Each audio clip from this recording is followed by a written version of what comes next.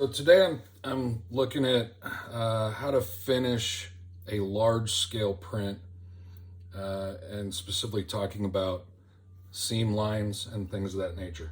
What I'm looking at here is this one. I cleaned up these seam lines using epoxy clay, 2 parts, which you mix together and then hardens after it cures for a little bit. Not exactly sure what the cure times are. I think back here it says somewhere, I don't remember. Anyway, and that's a 50-50 mix. But anyway, this is what it looks like once it's on there. All right, and I think I showed this in the last video. On the back side here, where is it? Right here. That it's real nice and smooth, but then I missed some spots here and didn't fill it in completely. So this is what leaves on this front side on occasion. And you can also see there's a bunch of left there. I've been cleaning the heck out of this thing. I had a huge chunk in this section here, another huge chunk here, and another one over here. This one, not so much. But you can also see here where I missed some of that seam towards the inside of that. So that's the problem with epoxy clay, is it kind of leaves a little bit of a mess on your seams. And once it's cured, it shrinks a little bit, I think. Or I'm just not putting enough in there. One or the other. I haven't really figured it out quite yet. Now, if you've got a really textured print, this is quasi-textured. There's a lot of rock in this. So does it hurt it? I don't think so. I'm still going to be able to see the seams though, I think, once I prime this. And I'm going to prime these today and show you what they look like after I've primed them. Now this one here, this is a completely different way. This is the first time I've attempted to do this, and you can kind of see, you can definitely see where this seam is and that one there. There's one, that's that one. I'm looking at the camera while I'm trying to show this. Where'd the other ones go? Okay, there's one right down along this drag line that comes straight down to here. And then there's another one. I gotta find it. All right, it's right here. Okay, I can see it on the back right there. So from this point right through this foot to the center. And you can't even, I'm having a very difficult time seeing that one. Now, the way I did this is with resin. And this little guy here. Sharp points, I can very pinpoint accuracy, put the resin exactly where I want it, and then I use my flashlight to cure the resin, and then I sit here and file it. Now, pros and cons of these. Obviously, you can see the pros of this one. These seams are virtually invisible. Now, I've got a couple that are still very visible, but like the one that I was trying to find through this foot, okay, I can see it here now, runs right through there. It's almost completely invisible. Plus the edge pieces, let's see, this one comes here. There's a seam right there. It's completely closed in. Where's the next one? There's a little bit that I missed right there, but I'm completely happy with that. Whereas on this one, when you get these pieces here, that one's pretty good. That one's pretty good. Once I paint it, it should, obviously they're visible right now because it's white. That one, not very good. There's still a lot of gappage in that, especially across the top part of that. And that's, again, due to shrinkage, I think. Here's the pros and cons. To do this one takes 30 minutes to an hour, depending on how much time I'm trying to put in here, how good I'm trying to do, whatever.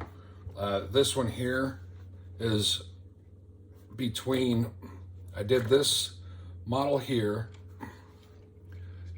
by using resin. He's got a seam here, which is closed up very nicely. The seam around his bicep, you can I can't find it. There's a couple of spots where it's easy to see, but for the most part, they've closed up extremely well. This is one of the spots here as well. Earlier I showed this in another video that shows that there's 3 points here, one coming this way and then one running up into this area here. This is almost completely closed up. And part of that con is it took me all day just to do this one piece and close these, cure them, sand them, all that kind of stuff. I've got a seam right across this leg that's still not quite closed up. So that's going to be one that ends up showing up. I think I didn't do this one because there's super glue. When I super glued it, I had squeeze out and there's not much there for me to fill in. It looks bigger than what it is. I've got the inside of that one though. It's easily noticeable right there. But I even did his tail and there's still a little bit of gappage there on the bottom side. But I'm not concerned about that bottom because when he's sitting on this base,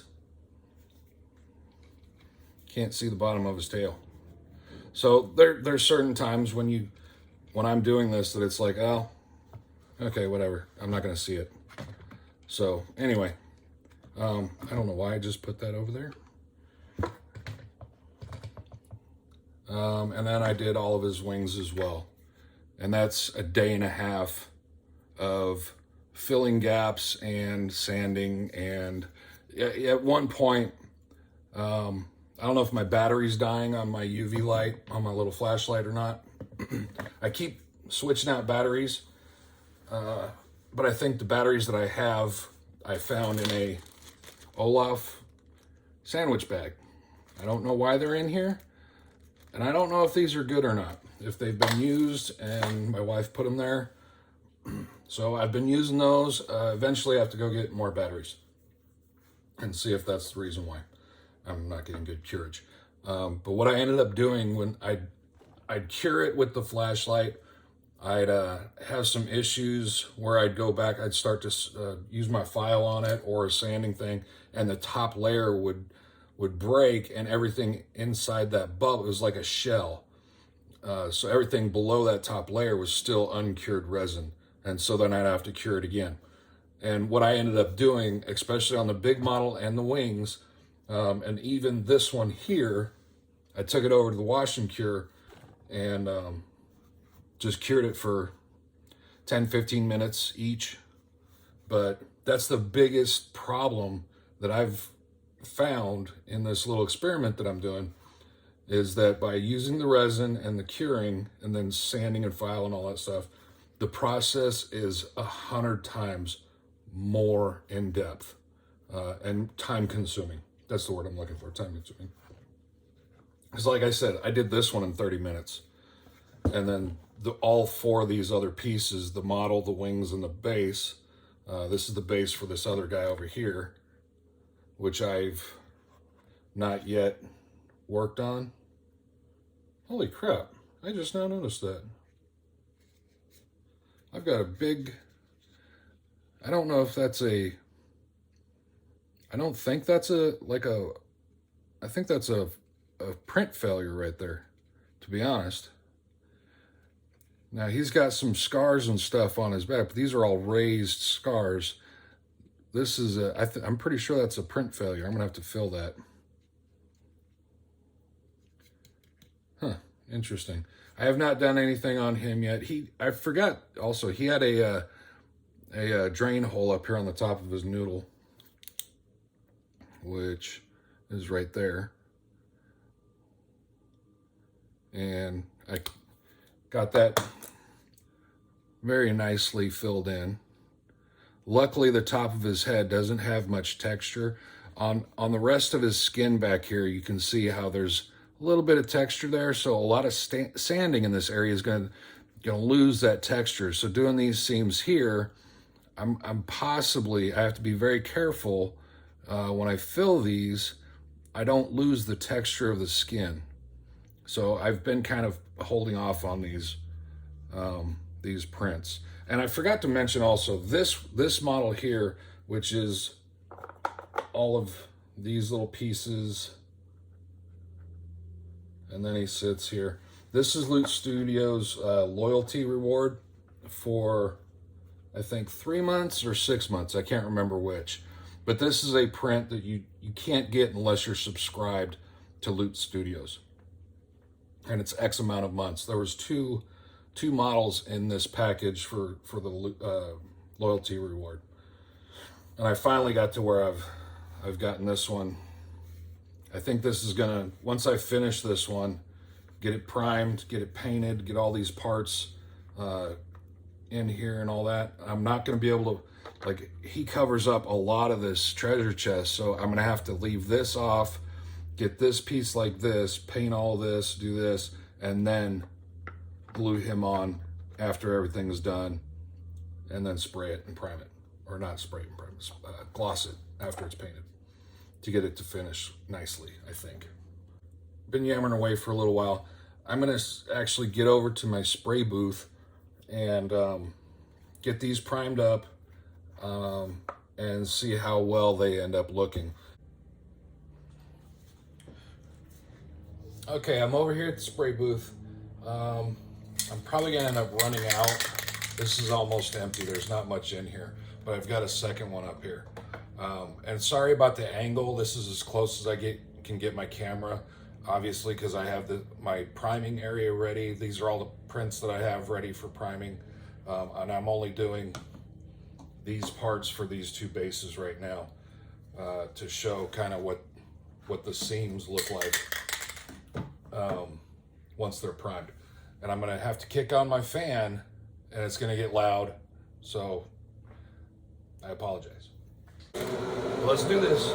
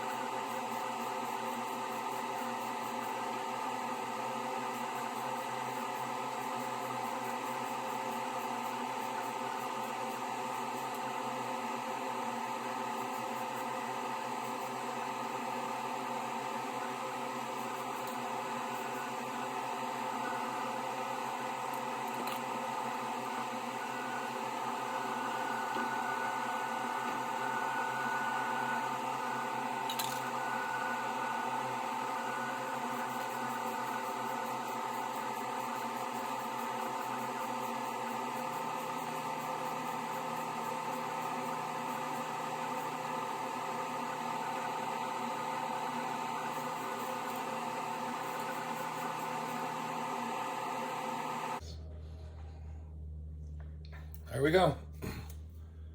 All right, so let's see here. If I can hold this. This is still wet, and you can kind of see where those seam lines are still at.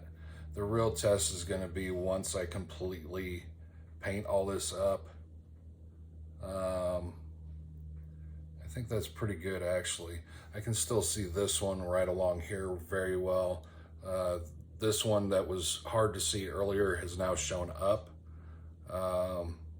Actually, it was this one here, I think, that was hard to see. Yeah, there's one right across there.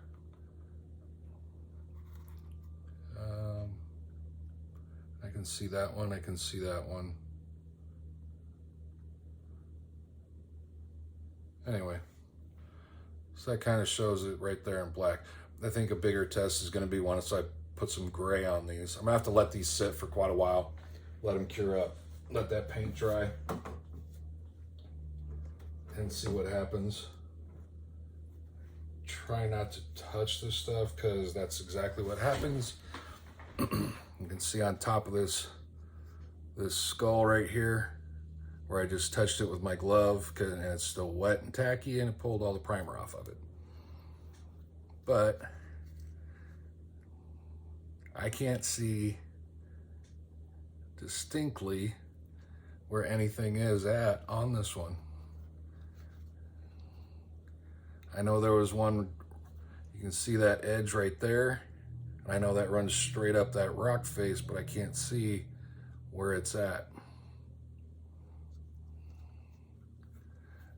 Now, this is a little bit of an unfair test. You can see that one right there. I think a better test would have been to possibly do each of these bases. Now, that'd be kind of a hard test for me to do because I'd have to reprint both those bases and test. I might end up doing, I don't know. But having both bases, one with the epoxy clay and then the same base with resin. And I'm saying it's unfair because of the texture of each. That one's very rocky, very broken. This one's, you know, this might be a beach or sanded area or something like that. There's not as much texture in this one. So is it a fair test? Not really. But the only similarity in these is they're two large bases. That's about it. Textures are a little bit different. Obviously that one over there, this one back here, on those edges where I missed that fill in with the epoxy clay, those are still completely noticeable. On this one, that edge is completely flattened out. The edges are gorgeous on that one.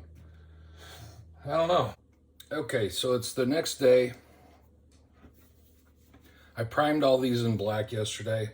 I actually attached the chest and the sword today. I'm not going to try to hold it by that because that'll break.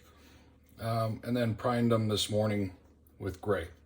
I kind of went a little overboard on the gray. I also primed the bottom of each one in black, which once I prime or paint this edge here, I'm going to do a flat black on that edge. That should be, that way I don't have to paint that big splotch. It'll just be primed in black.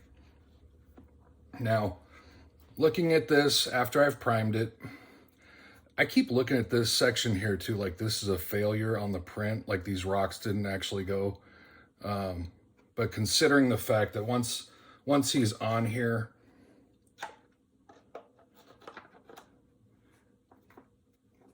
I'm gonna sit this like this. I'm never gonna see that. So I didn't reprint it, didn't do much on it. Now what I've kind of come to the conclusion of, after priming it, you can still see this one here, which is right there. There's one here. These are very noticeable, very easy to see. That one. There's one right in this drag line on this side. This one's hidden extremely well, actually, because it's right in that crease. So that one won't ever be seen. That one's hidden just by the natural contours of the base itself. And then there's one that runs right along. This is the one I had a hard time finding yesterday. But now that it's primed, it's very easily seen. And it's just flat, there's no texture.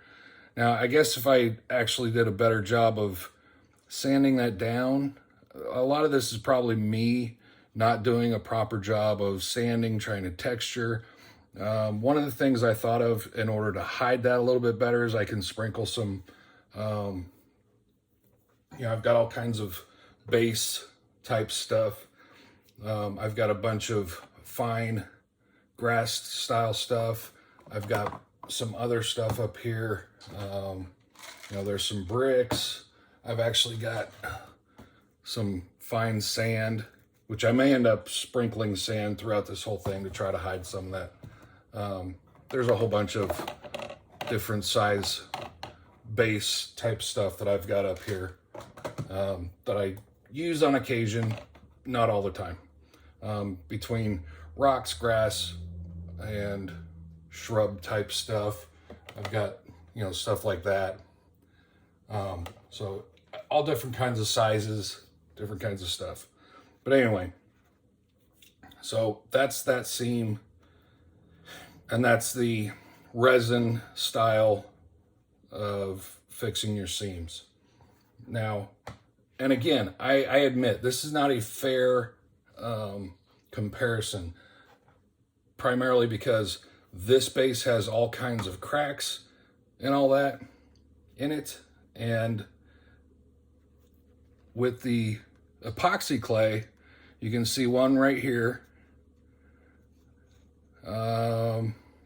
There's one right there.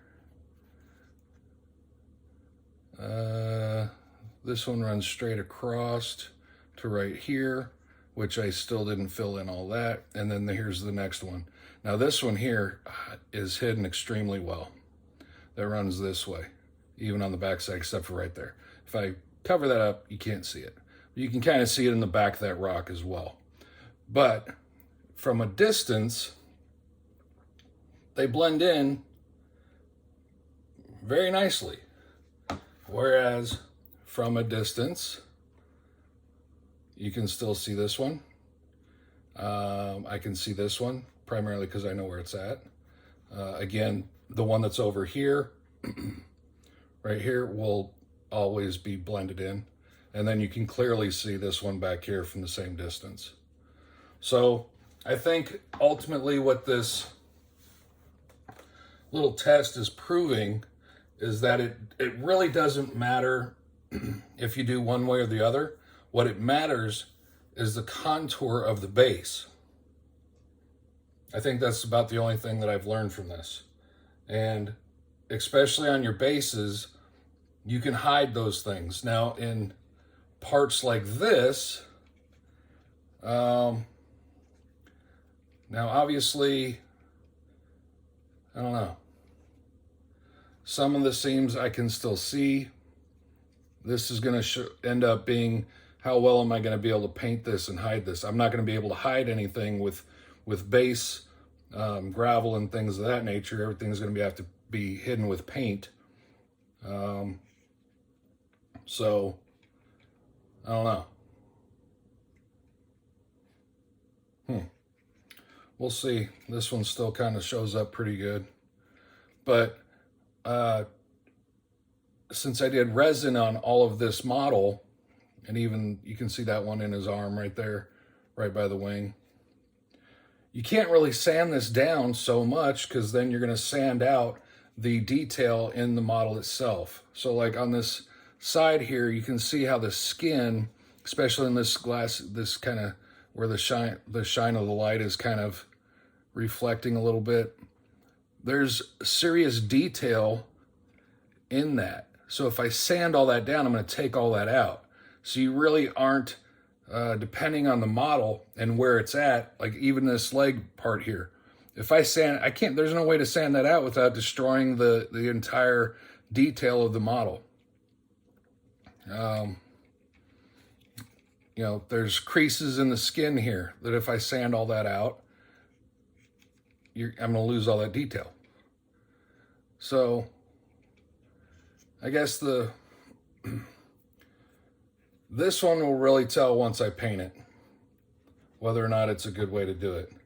And again, on the wings, with the wing being in a position where you can immediately see the amount of shadow that once he's on this base. Let me try to get this so I don't drop nothing. Get in there. Can you see those lines? Nope, because they're hidden. And it's going to be pretty dark inside that. I'm going to do a black red blend where he's going to have a lot of blacks and a lot of reds, kind of darker colors inside of that wing. So that should hide some of that.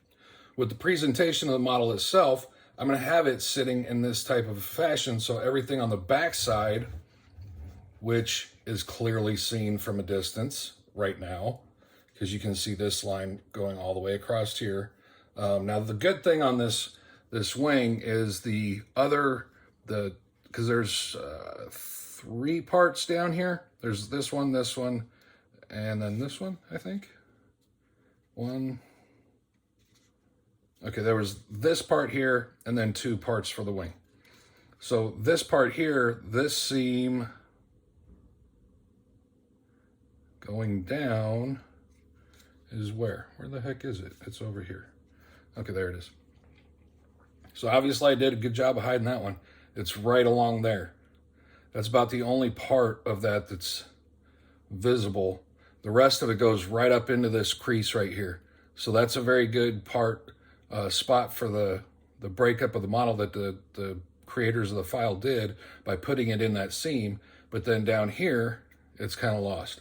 Now on this other side, they put it right along this edge of this wing right there, which you can see a little bit right there, but the rest of it is blended in so well that you can't really see it. So that's the seams. I'm gonna sit here and paint both these bases real quick since I got them primed up and ready to paint. I'm gonna go with a lava look on this one. Black rocks with a lot of orange and red inside these cracks that I can hopefully get in there as best as possible. Paint up all the skulls. Put my black edge on there. But the bulk of this base is going to be black. This one's going to take a little bit longer because there's some more things happening here. Obviously, I'm going to have to paint this chest. So I'm going to go with a wooden look, a iron type look on the bandings along the chest, and then I've got to paint this squashed helmet that's right there, paint the sword, and then do all of this, which I think I'm going to go with a tan on this. Every time I see the immediate thought that I get, I see a treasure chest with a drag mark. I'm thinking of a beach. So somewhere coming out of the beach towards where all the grass and the rocks possibly would be. That's my initial, when I look at this is the image I get. I will probably end this video with that, and probably do another video later on once I finish both of these and get them up on my shelf and let you see what they actually look like. So with that, I'm going to say thanks for watching. Y'all have a great day. Take care.